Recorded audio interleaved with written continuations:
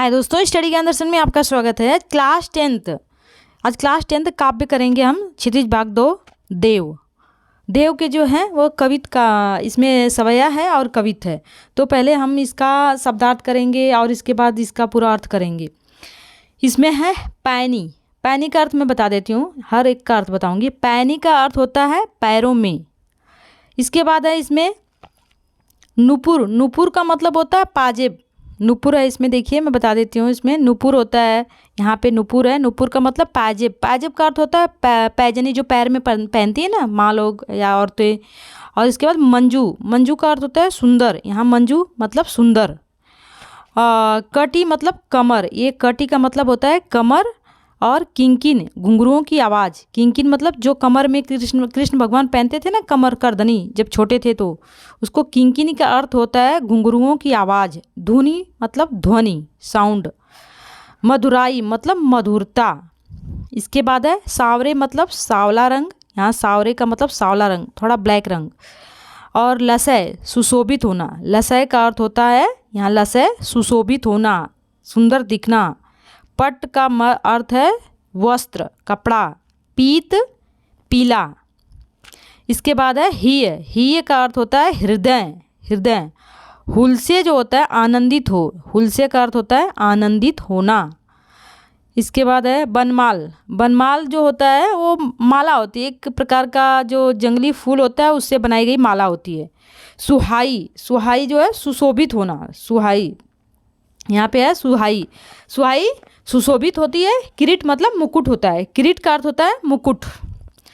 इसके बाद दृग मतलब नेत्र, नेत्र। और चंचल हिलते हुए, चंचल हिलते हुए। मुख चंद चंद्रमा जैसा। मुख चंद्र का मतलब होता है चंद्रमा जैसा सुशोभित होना, दिखाई देना। जुन्हाई मतलब चांदनी। जुन्हाई का अर्थ होता है चांदनी। इसके बाद है ब्रज दूल्हा। ब्रज के दूल्हे के समान सुशोभित होना, ब्रज के दूल्हे के समान दिखाई देना। सहाई। सहाई का अर्थ होता है सहायक। अब इसका हम अर्थ करेंगे। पूरा अर्थ हो गया, शब्दार्थ हो गया। अब इसके बाद हम इसका पूरे का भावार्थ करेंगे। पायनी नुपुर मंजू बजे। अब इसके बाद है इसमें, यहाँ से करेंगे। पायनी नुपुर मंजू बजे, कटि किंकिन के धुन की मधुराई। पहले का अर्थ है कृष्ण चरणों में सुंदर नुपुर बजते हुए। पैनी मतलब पैरों में कृष्ण, सुंदर कटिक मतलब सुंदर नुपुर बजते हुए मधुर ध्वनि कर रहे हैं। कृष्ण जो है नुपुर पैरों में, मंजू एक सुंदर नुपुर पहने हुए हैं और मधुर ध्वनि कर रहे हैं। उनकी कमर में करधनी का मधुर स्वर किनकिना रहा है। मतलब मधुर जो उनके कमर, किनकिन मतलब कमर में जो करधनी पहने हुए हैं, घुंघरू की जो आवाज़ है। कटी का मतलब होता है कमर, कटी कमर। कमर में जो घुंघरू पहने हुए हैं, जो करधनी पहने हुए हैं, उसकी धुनी, उसकी जो आवाज़ है, जो साउंड है, वो मधुर मधुर आ रही है। जब कृष्ण चल रहे हैं तो उनकी जब चलने की, जब घुंघरू की जो आवाज़ है, जो करधनी पहने हुए कमर में, उसकी बड़ी मधुर, बड़ी मनमोहक ध्वनि हमें सुनाई दे रही है। कृष्ण के श्यामल शरीर पर पीले वस्त्र अत्यंत सुशोभित हो रहे हैं। सावरे, सावरे मतलब सामला। अंग मतलब शरीर। लसे पट पीत मतलब पीले रंग पे। जो उनका सावला रंग है, जो थोड़ा ब्लैक में है, थोड़ा सावला रंग है, उनके ऊपर जो पीला वस्त्र है बहुत ही सुंदर सुशोभित हो रहा है। बहुत ही कृष्ण सुंदर लग रहे हैं। उनका शरीर जो है बहुत ही शोभायमान है। उनकी छाती पर उज्ज्वल फूलों की वनमाला है। वनमाल का मतलब होता है सुहाई। सुहाना मतलब बहुत ही सुंदर लगना। वनमाल जो जंगली एक फूल होता है उससे बनाई गई माला, जो कृष्ण के जो हृदय में जो पहने हुए हैं, जो गले में पहने हुए माला, वो बहुत ही सुंदर सुशोभित हो रही है। माथे किरीट बड़े दृढ़ चंचल। माथे पे वो क्या लगाए हैं? कृष्ण जो है श्यामल शरीर पर पीला जो वस्त्र है बहुत ही सुंदर सुशोभित हो रहा है। उनकी छाती पर उज्ज्वल फूलों की माला बहुत ही अति सुंदर, अति सुशोभित हो रही है। उनके मस्तक पर मुकुट विराजमान है। माथे, माथे मतलब माथा, सिर। किरीट, किरीट मतलब जो मुकुट लगाते हैं ना, जिसे राजा वाजा लगाते हैं, वैसे वो बहुत ही सुंदर सुशोभित हो रहा है। इसके बाद है उनकी बड़ी बड़ी आंखें चंचलता एवं क्या है, शरारत भरी हुई है। यहाँ पे हंसी, चंचल मंद हंसी। उनकी जो मुख है, जो मुस्कान है, जो बड़ी ही चंचल है, बड़ी ही मधुर है। तो यहाँ पे देखिए माथे पे किरीट, जो माथे पे उनके है, जो मुकुट विराजमान है, उनकी बड़ी ही बड़ी आंखें चंचल एवं शरारत से भरी हुई है। मंद हंसी मुखचंद, उनकी जो हंसी है वो चंद्रमा के समान सुशोभित हो रही है। जो उनके दृग हैं, तो दृग भी उनके कैसे लग रहे हैं, बहुत ही सुशोभित हो रहे हैं, बहुत ही सुंदर दिखाई दे रहे हैं। आगे है इसमें दृग मतलब नेत्र होता है, ये नेत्र, इनकी जो चंचल आंखें होती हैं, वो जो दृग, जो चंचल आंखें हैं, उसे देखकर ऐसा प्रतीत होता है कि बहुत ही कोई चंचलता एवं शरारत भरी आंखें हैं, और उनका मुख जो है चंद्रमा के समान कांतिपूर्ण लग रहा है। यहाँ मुख चंद्र का मतलब होता है कृष्ण का जो मुख है वो चंद्रमा के समान सुंदर सुशोभित हो रहा है। मैं बताई हूँ आपको कि इसमें जुहाई का अर्थ मैं आपको बता दी थी, और इसके बाद है इसमें आगे करते हैं। तो इसमें जो कृष्ण का जो चंद्रमा के समान जो मुख है वो बहुत ही सुंदर सुशोभित हो रहा है, बहुत ही सुंदर लग रहा है। उनकी जो आँखें हैं चंचलता भरी हुई हैं। और इसके बाद अगला है जय जग मंदिर दीपक सुंदर द्विज ब्रज दूल्हा देव सहाय। जग मंदिर, जग मतलब संसार का मंदिर। तो इसमें जो है जो कृष्ण की जो मुस्कान है वो चांदनी की विकिरण, चांदनी के समान जो है बिखरी हुई है, मंद मंद मुस्कान। उनका मुख जो है चंद्रमा के समान कांतिपूर्ण है, जिसमें से मंद मुस्कान रूपी चांदनी निकल रही है। आज ब्रज दूल्हा है कृष्ण जो है, आज ब्रज दूल्हा कृष्ण विश्व रूपी मंदिर के सुंदर प्रज्वलित दीपक के समान शोभाशाली लग रहे हैं। कृष्ण अपने इस रूप से सदा बने रहें। कवि की यह कामना है कि सदा सबके सहायक बने रहें। लास्ट में है कि जो कृष्ण है जग में, पूरे संसार में दीपक के समान सुंदर सुशोभित हो रहे हैं, और वह ऐसा प्रतीत होता है कृष्ण को देखकर कि वह किसी ब्रजवासी, ब्रज के रहने वाले ब्रज दूल्हा के समान वह सुशोभित हो रहे हैं। देव सहाई, देव कहते हैं कि कृष्ण जो है वो ब्रज के दूल्हा लग रहे हैं।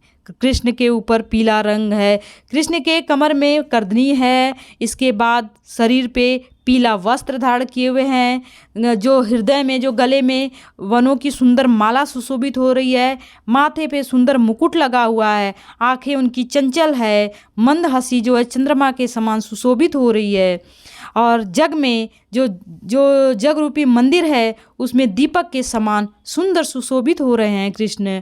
ऐसा प्रतीत होता है कि ब्रज का दूल्हा लग रहे हैं। ब्रज के दूल्हे के समान वह कृष्ण विश्व रूपी मंदिर के सुंदर प्रज्वलित दीपक के समान शोभाशाली लग रहे हैं।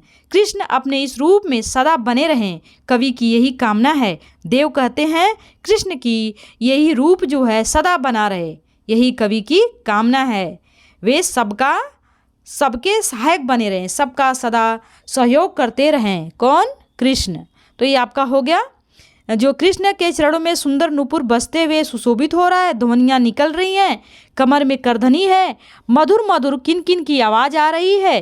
कृष्ण श्यामल शरीर के, कृष्ण का रंग श्यामला है और पीले वस्त्र अत्यंत शोभायमान लग रहे हैं। छाती पर उज्ज्वल फूलों की माला लटक रही है, सुंदर लग रही है। मस्तक पर मुकुट विराजमान है। उनकी बड़ी बड़ी आंखें चंचलता भरी, शरारत भरी दिखाई दे रही है। उनका मुख चंद्रमा के समान कांति से परिपूर्ण है, जिसमें मंद मुस्कान रूपी चांदनी की विकिरण हो रही है। आज ब्रज दूल्हा कृष्ण विश्व रूपी मंदिर के सुंदर प्रज्वलित दीपक के समान शोभाशाली लग रहे हैं। कृष्ण अपने इस रूप में सदा बने रहें, कवि की यही कामना है। इसमें श्री कृष्ण के पाँव में क्या है तो आप बता, नूपुर पहने हुए हैं, और श्री कृष्ण जो वस्त्र है पीले रंग का पहने हुए हैं। श्री कृष्ण मुस्कुरा रहे हैं।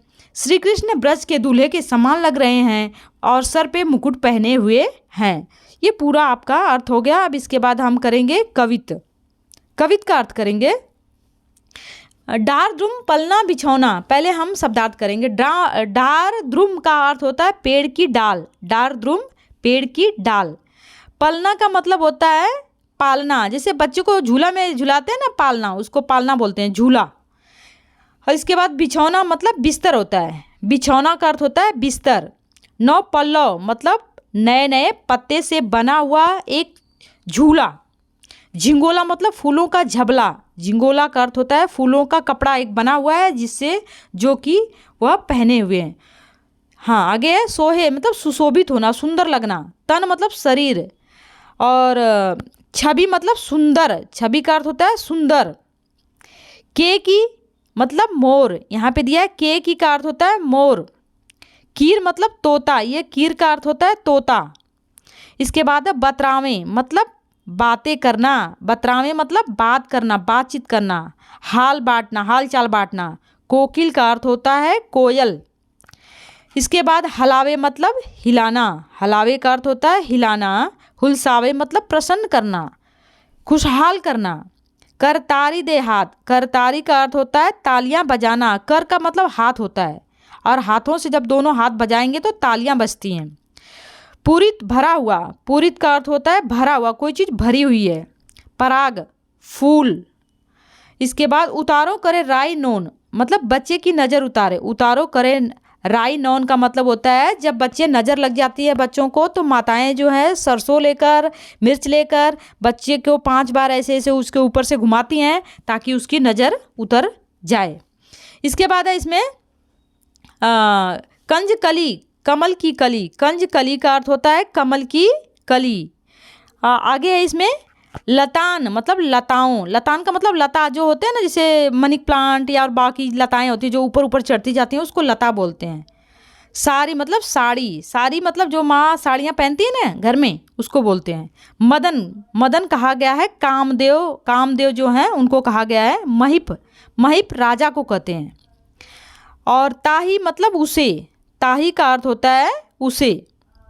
इसमें है चटकारी मतलब चुटकी दे देकर, यहाँ पे है चटकारी चुटकी, गुलाब का गुलाब होता है। जगावत मतलब जगाना, किसी को कोई किसी सोए हुए के जगाना। प्रातः ही मतलब सुबह, मॉर्निंग। अब हम इसका शब्दार्थ कर चुके हैं, अब इसका हम अर्थ करेंगे।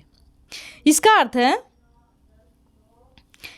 है दरबारी कवि देव वसंत ऋतु की कल्पना कामदेव के नव शिशु के रूप में करते हैं। ये पहला है कि जो दरबारी कवि हैं, जो दरबार में रहने वाले राजा महाराजा के पास देव रहते थे, वह वसंत ऋतु के बारे में, जो वसंत ऋतु है उसके बारे में वो कल्पना करते हैं, मतलब एक इमेज करते हैं, मतलब सोचते हैं, कल्पना करते हैं।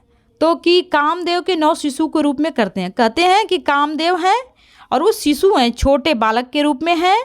वे पेड़ और उसकी डाली वसंत रूपी शिशु के लिए पलना है। जो कामदेव के लिए जो बिछौना है, पेड़ के पत्ते हैं, पल्लव है, और जो उनका कपड़ा जो है वो फूलों का झिंगोला है। उनके शरीर पर जो छवि है बहुत ही सुशोभित हो रही है। शिशु के लिए पलना है। वृक्षों के नए नए पत्ते पलने पर बिछा हुआ है। वृक्षों के जो नए नए पत्ते हैं वही उनका बिछौना है। किसका? कामदेव का। पवन झुलावे, पवन मतलब हवा, उन्हें झुला रहा है बच्चे को। किस बच्चे को? कामदेव को। के की कोयल, तोता उनसे बातें कर रहे हैं। कोकिल हलावे, कोकिल जो है जो वसंत ऋतु जो कामदेव हैं वो कामदेव को झूले पे क्या कर रहे हैं? झुला रहे हैं, हुलसा रहे हैं, तालियां बजा रहे हैं। पुरित पराग सो उतारो करे, जो पुरित पराग है वो उस बच्चे की नज़र उतार रहा है। नज़र उतारना मतलब ऐसे 5 बार सरसों और मिर्ची उर्ची लेकर उतारते हैं, फिर आग में जला देते हैं, बच्चे को नज़र लग गई ऐसा। इसके बाद कंज कली नायिका लतान सिर सारी दे, जो कंज कली जो नायिका है वो क्या कर रही है? वह भी उनके फूलों से लदी लताएं मानो सुसज्जित साड़ी जैसी नायिका ने सिर पर ओढ़ा हुआ है। वह पराग के कड़ों को उठाकर मानो राई नून से रस्म पूरी कर रही है। वसंत रूपी जो शिशु है मदन है, मदन का मतलब होता है, मैं आपको बताई थी, कामदेव। जू को बालक बसंत आई, प्रातः जगा रहे हैं। गुलाब चटकारियाँ दे देकर, ऐसे चुटकियाँ दे देकर। अब इसका पूरे का अर्थ करेंगे हम एक साथ। दरबारी कवि देव वसंत रूपी ऋतु की कल्पना कामदेव के नव शिशु के रूप में करते हैं। इसमें है पहले का अर्थ है, तो इस तरीके से कहते हैं कि जो कामदेव हैं वो किस तरीके से इसमें जो उन कामदेव का ऋतु के रूप में वर्णन किया गया है, और उसके बारे में जो बताया गया है कि वो किस तरीके से जो वसंत के जो ऋतु के जो भी पेड़ हैं, पौधे हैं, कोयल है, तोता है, वो किस तरीके से उन्हें झुला रही है, किस तरीके से उन्हें उनका स्वागत कर रही हैं। तो हम इसको अब करेंगे। इसमें है, इस पहली लाइन का अर्थ है दरबारी कवि देव वसंत ऋतु की कल्पना कामदेव के 9 शिशु के रूप में करते हैं। कामदेव जो हैं वो दरबारी कवि हैं और कहते हैं कि कामदेव एक छोटा बालक के रूप में है। वे कहते हैं, दूसरी लाइन है, वे कहते हैं यहाँ से, वे कहते हैं कि पेड़ और उसकी डालें वसंत रूपी शिशु के लिए पलना है, झूला है। वृक्षों के नए पत्ते उस पलने पर बिछा हुआ बिछौना है, बिस्तर है। फूलों से लदा हुआ झिंगोला उसके तन को बहुत अधिक शोभा दे रहा है। जो झिंगोला है यहाँ पे दिया ना, झिंगोला उसके शरीर पर बहुत ही सुंदर सुशोभित हो रहा है। फूलों से बना हुआ झिंगोला है, तन मतलब उसके शरीर पर, छवि भारी मतलब सुशोभित हो रहा है। अब इसके बाद इसमें करेंगे, उसके तन को बहुत ही अधिक शोभा दे रहा है। स्वयं वायु आकर उसका पलना झुला रहे हैं, हवा खुद झुला रहे हैं, हवा जो वायुदेव है खुद झुला रहे हैं। और इसके बाद है उसमें अधिक शोभा दे रहे हैं। स्वयं वायुदेव आकर पलना झुला रहे हैं। मोर और तोता मधुर स्वर में उससे बातें करके हाल बांट रहे हैं, हाल चाल कर रहे हैं। कोयल आकर उस हिलाते हुए उसे हिला रही है, तालियां बजा रही है। और देखो यहाँ पे दिया ना, कोयल जो है हिला रही है, तोता जो हिला रहे हैं, डुला रहे हैं, बातें कर रहे हैं और तालियां बजा बजा कर प्रसन्न कर रहे हैं। कंज के फूलों से लदी लताएं मानो सुसज्जित साड़ी पहनी हुई हैं। कंज मतलब जो कंज नायिका है, जो फूलों से लता जो है वो बहुत सुंदर साड़ी पहन के सुंदर सुशोभित हो रही है। इसमें है जिसे नायिका ने सिर पर ओढ़ा हुआ है, वह पराग के कणों को उड़ाकर मानो राय नोन की रस्म पूरी कर रही है, ताकि वसंत रूपी शिशु को किसी का नज़र न लगे। इस प्रकार वसंत मानो कामदेव जी का नन्हा बालक है, जिसे जगाने के लिए सवेरा हर रोज़ गुलाब चुटकियाँ देता है। जैसे माँ जगाती है सुबह सुबह, वैसे ही कामदेव जो झूले पे, फूलों के झूलों पे, फूलों का कपड़ा है, पत्तों का बिछौना है, उसे जगाने के लिए खुद गुलाब का फूल आता है जगाने के लिए। तो ये आपका हो गया इसमें। इसके बाद है इसमें जो है, इस कविता में वसंत का वर्णन किया गया है, नन्हे शिशु के बारे में प्रस्तुत किया गया है। मोर और तोता मिलकर वसंत रूपी शिशु को जगा रहे हैं, उठा रहे हैं। छंद की भाषा ब्रज है, कवि छंद है, जो कवित्व है वो छंद है। कवि के अनुसार इसमें अनुप्रास रूपक अलंकारों का प्रयोग किया गया है। कल्पनापूर्ण भाषा है। ऋतुराज वसंत का वर्णन किया गया है। कमल की कली नायिका के समान पराग कणों को उड़ाकर वसंत रूपी शिशु की नज़र उतार रही है। अब इसमें हम करेंगे अगला करेंगे फटिक शिलानी सौ।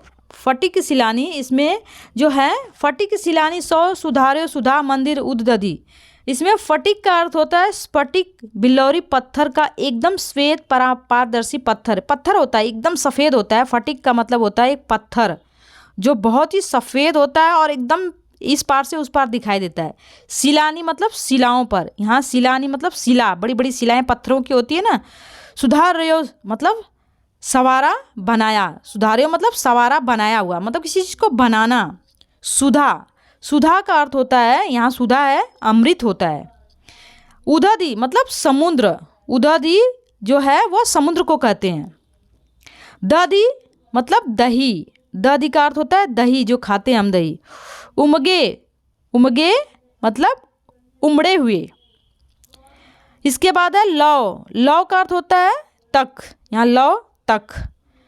और भीति मतलब दीवार होता है। भीति का अर्थ होता है जैसे दीवार होता है ना, दीवार, भीति या भीतर है। इसमें दिया है भीत मतलब भीत, भीति दीवार, भीति का अर्थ होता है दीवार।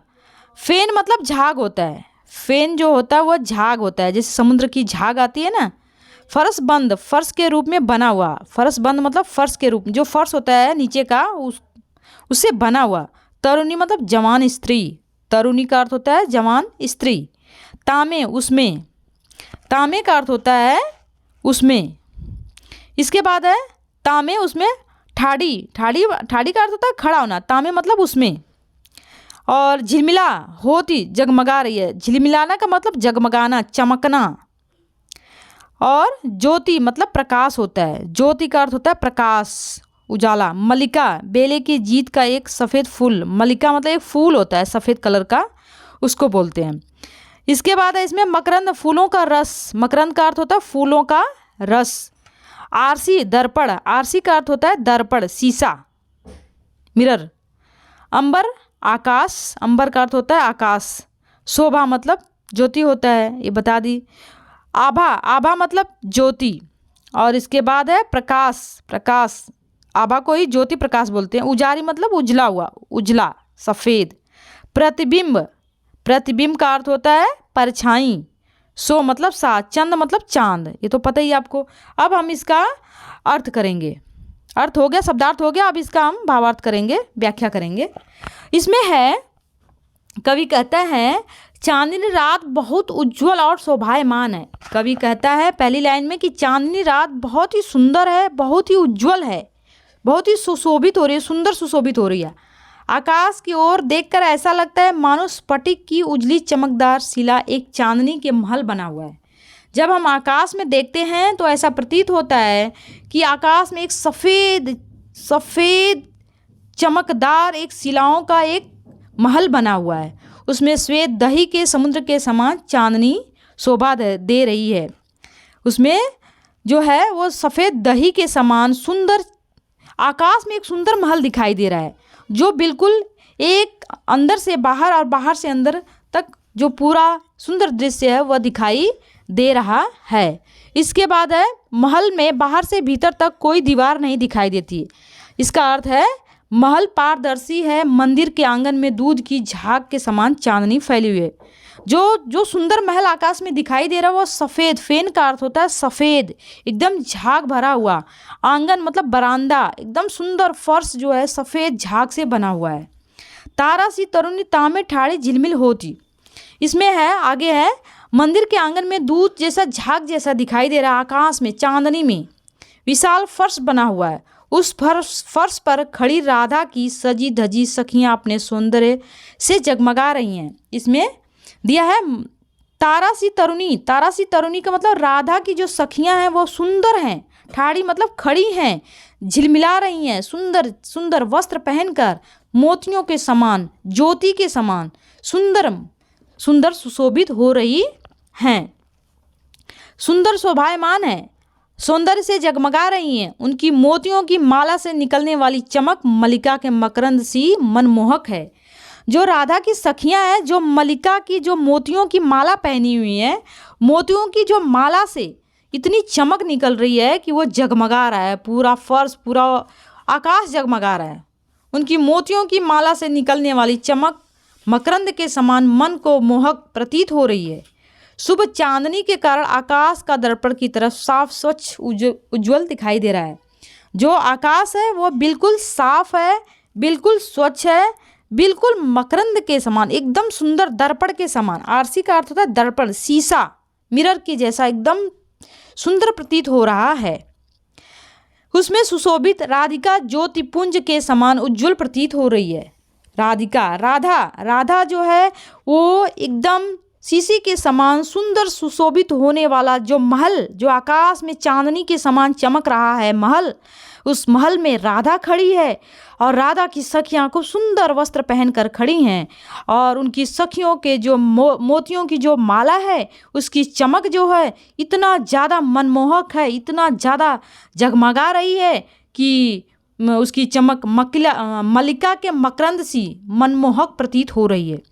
शुभ चांदनी के कारण आकाश दर्पण के समान साफ स्वच्छ एकदम उज्जवल वाइट एकदम सुशोभित हो रहा है, मन को मुग्ध कर दे रहा है। चांदनी के कारण आकाश दर्पण के समान, शीशे के समान साफ स्वच्छ उज्जवल दिखाई दे रहा है, सुशोभित हो रहा है। राधिका ज्योति के समान पुंज उज्जवल प्रतीत हो रही है। चांद तो उस प्यारी राधिका की परछाई सा जान पड़ता है। इसमें कहने का तात्पर्य यह है कि राधिका जो है वह एक इतना सुंदर दिखाई दे रही है कि उसके सामने चांद तो एक परछाई जैसा लग रहा है, मतलब चांद भी फीका हो जा रहा है राधा के सामने। इसमें यही बताया गया है कि जो चांदनी की रात है, बहुत ही सुंदर चांदनी की रात है और बहुत ही सुशोभित हो रही है। आकाश में एक सुंदर महल बना हुआ है, वो महल एकदम शीशे के समान चमक रहा है, सफ़ेद। उसके बाहर का जो बरामदा है जो सफ़ेद फेम के समान, सफ़ेद झाग के समान प्रतीत हो रहा है। ऐसा लग रहा है दही का समुंदर फेम दिखाई दे रहा है। और इसमें महल इतनी खूबसूरत है कि उसके बाहर भीतर की दीवार भी साफ दिखाई दे रही है। आशा यह है सारा महल पारदर्शी है।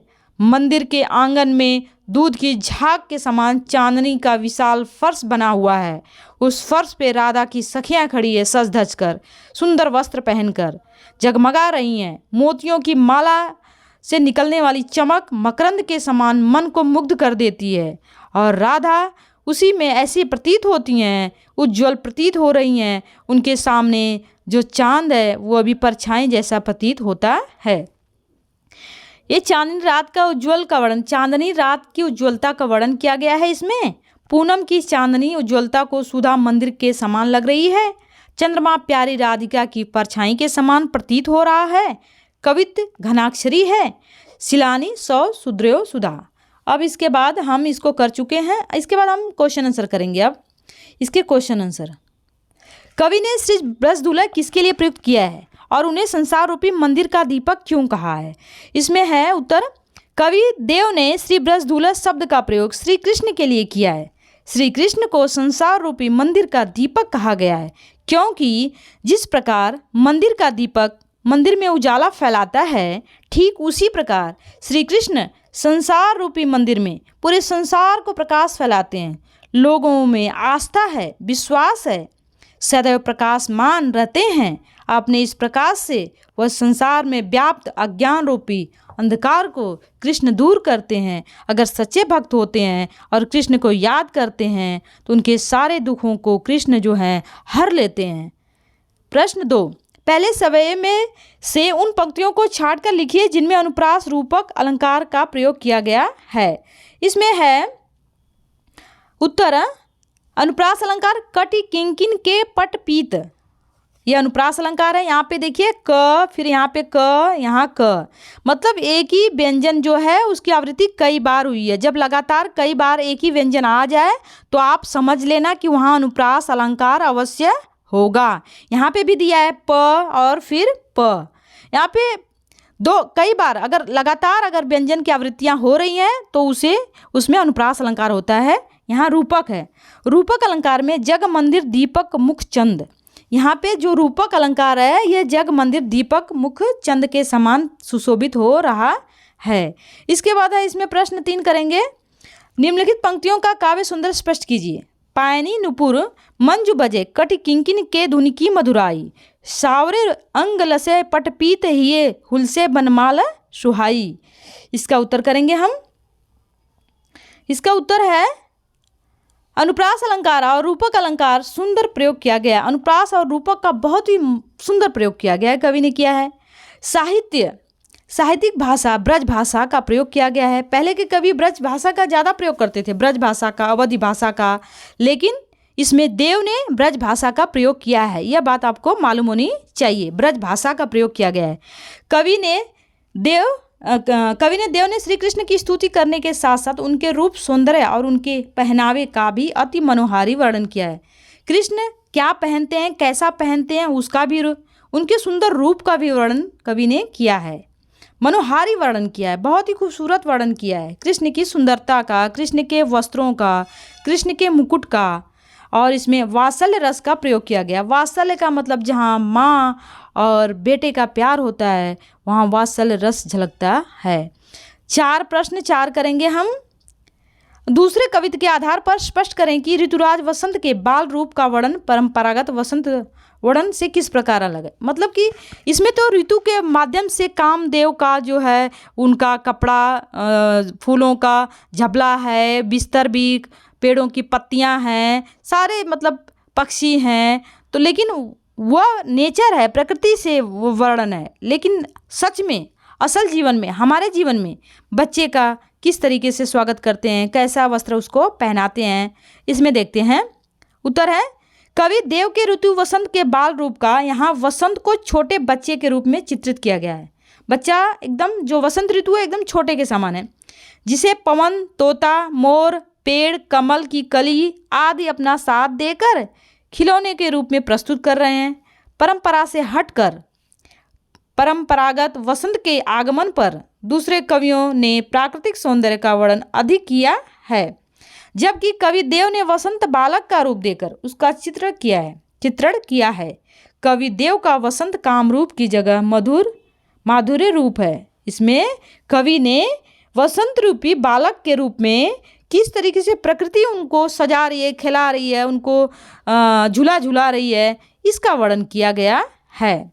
इसमें है, प्रातः जगावत गुलाब चटकारी दे दे, इस पंक्ति का भाव स्पष्ट कीजिए।